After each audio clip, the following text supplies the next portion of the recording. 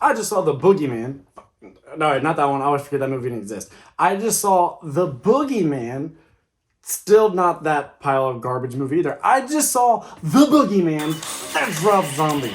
I just saw the 2023 version of The Boogeyman, an adaptation of a Stephen King work from the director who gave us one of the scariest movies of all of quarantine. Thank you for that, kind sir. We needed it. We were starved for entertainment. Anyway, I just saw The Boogeyman 2023, and it may be the scariest movie of 2023, so let's talk about it.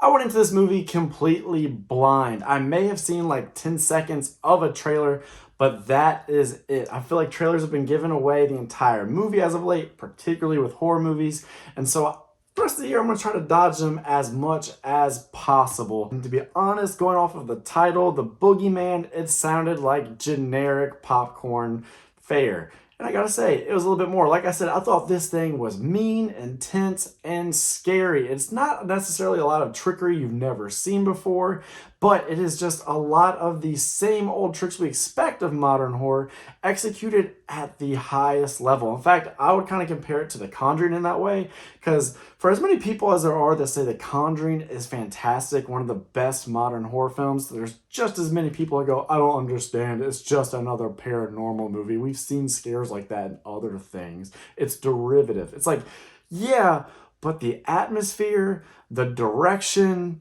the scares are way more palpable and fierce. It's like they did the same stuff in a way that those other haunted house movies did, but The Conjuring just did it so much better, or found some ingenuity in it to kind of engineer the scare in a way that did kind of set it apart from those other mid-tier movies. And that's very much so to me what The Boogeyman did. Now, I don't want to give a whole lot away about the story. We will keep it simple, stupid. I'm just going to say that this entity, The Boogeyman, I'm glad it doesn't necessarily take the shape of a man. It's more of an entity, a monster, a creature, and a very strong one at that. I really like the design of this creature, and that it kind of takes shapes in a lot of different forms. When characters glance at it in the dark, it will be tucked into the pocket of the shadows, and it'll have you doing that thing that you often do in horror movies where you kind of leer in and you strain your eyes and you're like, is that just like a jacket hanging up in the closet? Is that a shirt, or is that a fucking monster? What do I do? Why am I holding my breath? And that is a huge compliment. That is what I want to see. It kind of made me feel like a child when I'd be tucked into my bed as a kid. I know I couldn't go bother my parents, be like, hey, can you tell me a story? Can you turn on my light? Because I'm supposed to be a big boy, damn it. And it was time to do big boy things, but big boy things can be scary. And so you're peering into that closet and you don't know what to make of it. And then all of a sudden you see these beady little eyes staring back at you. Now we're tapping into some primal fear, because all of a sudden it's like we're cavemen and we're in our camp, we're by the fireplace, and right there in the wood line, there's some sort of predator that's trying to get the jump on us. And I feel like this movie, this monster, really taps into those primal fears, and it does it at a great level, because we all know that thing, right? We all know how to craft a jump scare. Everything gets quiet. Kind of let that tension build. Everybody knows it's coming, then boom, in your face, it gets loud. But I would say The Boogeyman found a way to make those jump scares feel very earned and not cheap. And the sound design was so tremendous and so powerful. This definitely merits go to see it in the theater, because you're going to get more of that surround sound. And this audio just booms and it surrounds you and it makes you feel it. You feel like you're jumping out of your skin. I think the lady next to me actually did.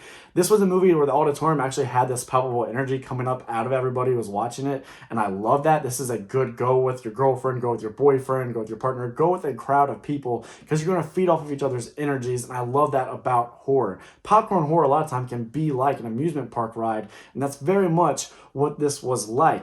And what I really liked was it wasn't just jump scares. You had tension and you had, I will call it, iconography. What do I mean by that? I love for horror movies to stand out by giving you iconic moments, iconic scares, things you haven't seen before, to where if I just showed you like a little thumbnail of a pretty commonplace image, you go, oh, if I'm playing Guess the Movie, I can tell you right now. For example, It did a good job with this, to where if I show you a red balloon, you go, I can guess the movie. That is Pennywise's balloon. That is from It. Or if I showed you like the little newspaper sailboat, you're like, that's for Georgie when he gets caught up in the sewer. It's that type of thing where you just have these little images that all of a sudden you go, oh no, a tooth on a string? That's The Boogeyman. That was gnarly, but that was really cool. That was really, really neat. That really got me, and it got my friends too.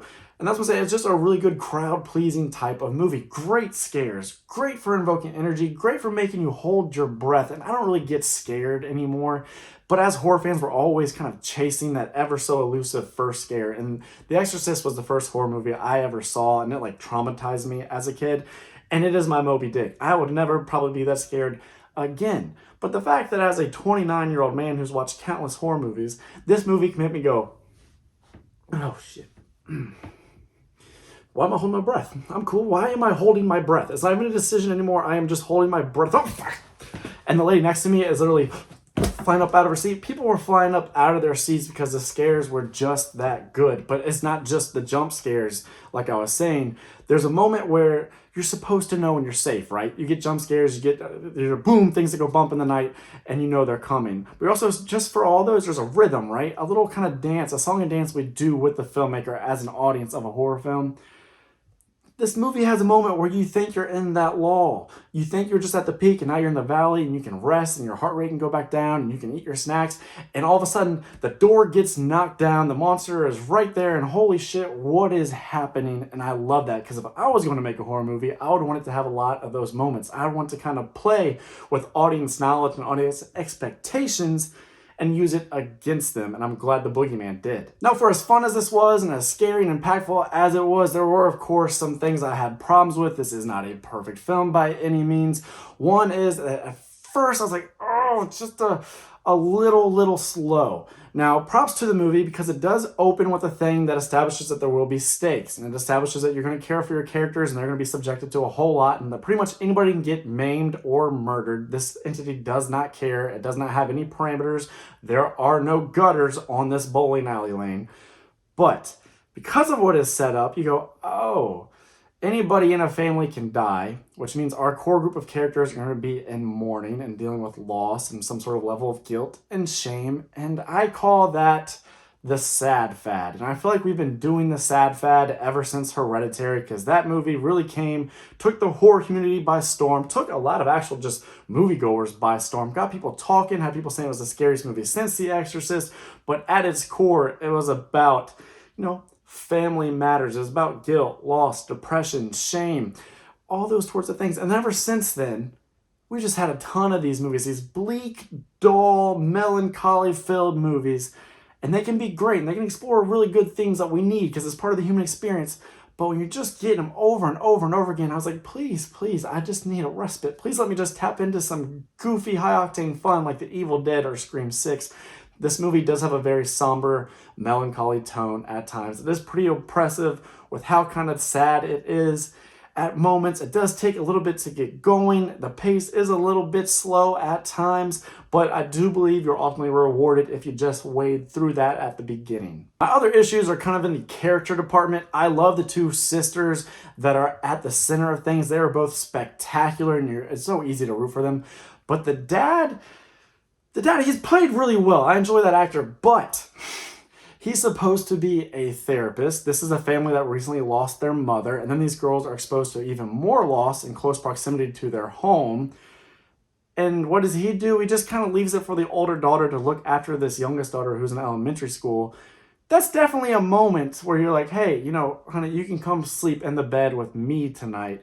I think I need to be a very hands-on dad. I think we need to talk. I don't think you need to be alone right now. Instead, he's the therapist. He brings her to an immersion therapy that scares the ever-living shnikes out of her, rattles her to her core, and is going to make her way more traumatized. And I'm just like, what are we doing here? And it just keeps happening over and over again. We have really great scares, but sometimes the ways we go about getting to them are just a little too stupid. Just too stupid. It's definitely horror movie logic, and I can't stand horror movie logic because that's something that people hold against horror movies, and the rest of this movie is just so strong and so sound that I just wish we could have set up our scares a little bit better.